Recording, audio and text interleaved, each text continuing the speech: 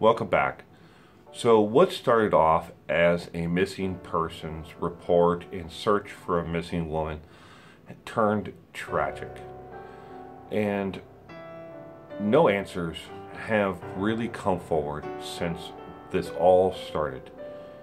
So let's just jump into it and let's see if we can make some sense out of this, because there's weird twists and turns throughout the entire case to this point. And what is definitely known at this point is we have one missing person and we have a homicide along with this case. So what started as the case of a disappearance of Crystal Marie Rogers. Crystal Marie Rogers was definitely last seen on July 3rd, 2015. The following day, on July 4th, 2015, her car was found abandoned along the Bluegrass Parkway in Kentucky. Now, the car had a low front tire that wasn't completely flat, but it was definitely low to the point where she would have pulled over for safety reasons. Inside the car, on the passenger front seat, her purse, her wallet, cash of excess of over $100, and her cell phone was sitting on the seat. The police pretty much assumed at that point in time that she left the car in its state with someone that she knew.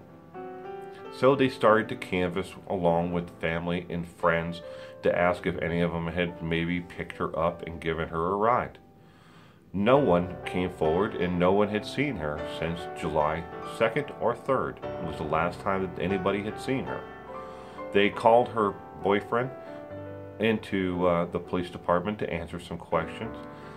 Brooks Houck was more than happy to help. He gave not one, but he ended up giving a total of 3 interviews to the police department there in Bardstown, Kentucky. And so did his brother, who was a deputy with the sheriff's department, part-time for the local police department as well as a reserve officer. So they both are more than happy to answer questions, but the chief of police quickly said, well, there's something that's just not right here in this case. This woman just didn't pick up and disappear by herself. Somebody took her.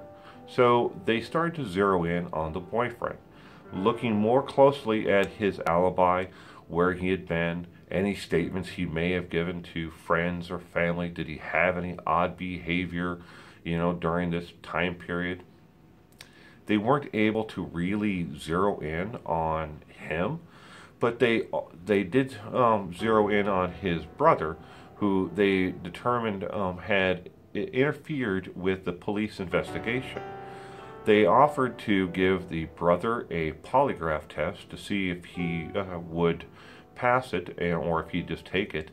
And he said, yes, I'd be more than happy to take a polygraph test. He said, you failed every single question on the test.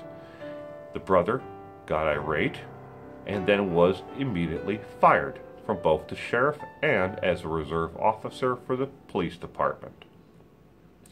There is zero evidence that he was anyway connected to the disappearance of Crystal Marie Rogers at all. The case went dormant. There was no further leads. The police and sheriff's department had set up a tip line, and they had received hundreds of tips of possible sightings of Crystal Marie Rogers and possible motives of who may have taken her or been involved in this case. But nowhere along the lines did Brooks Houck or his brother come up in the investigation or in the tips that they were actually involved. But yet the police kind of still zeroed in on them in the beginning, and then as the case went cold from 2015 forward, it just seemed that that was where it was going to go.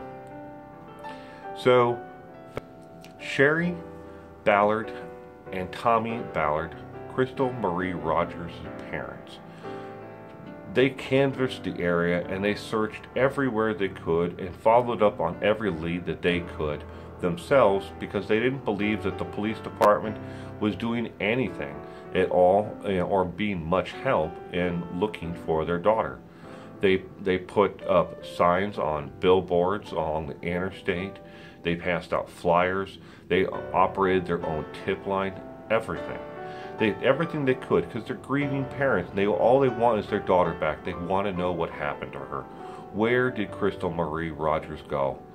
And as a parent myself, I would have done the same exact thing. I would have turned over every rock and leaf on the planet to find my child.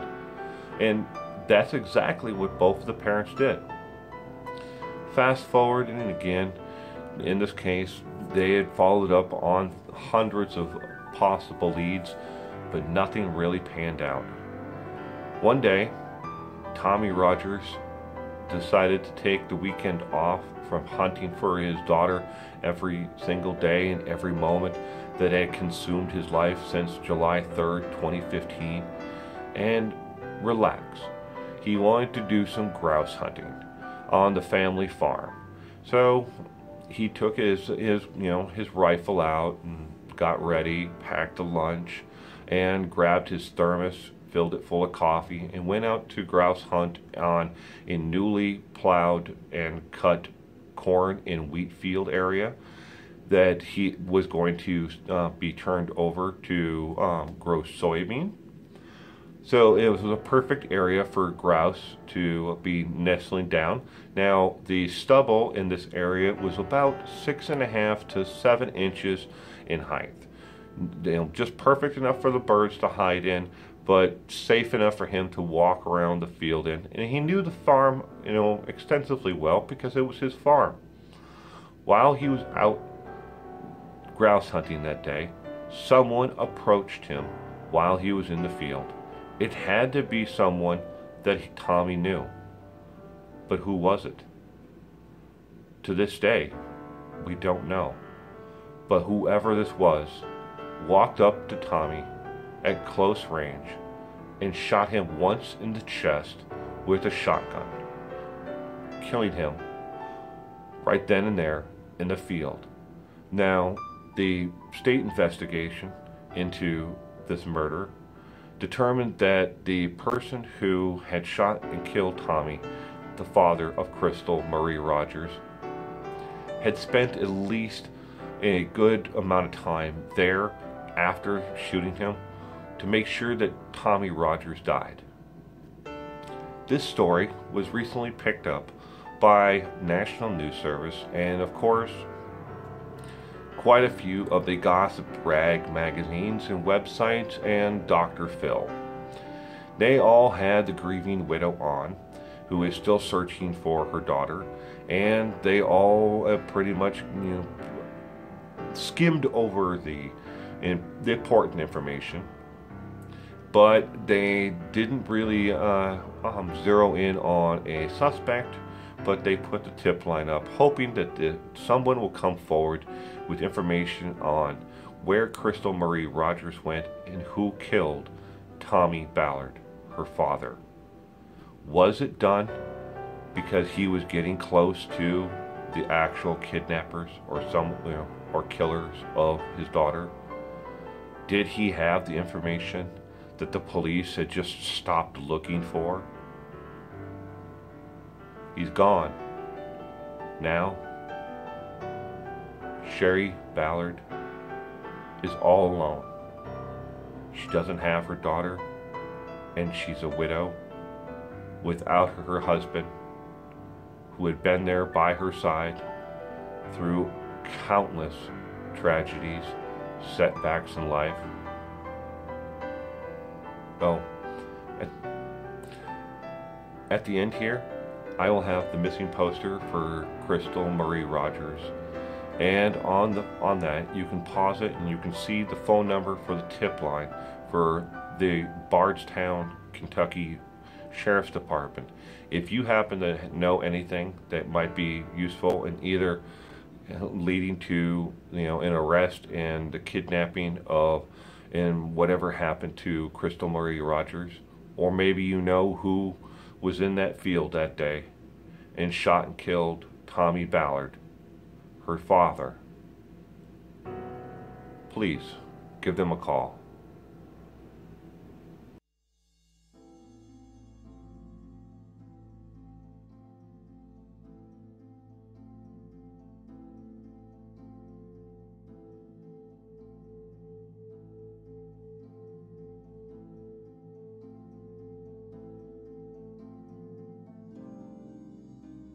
Thank you again for stopping by, and you stay safe out there.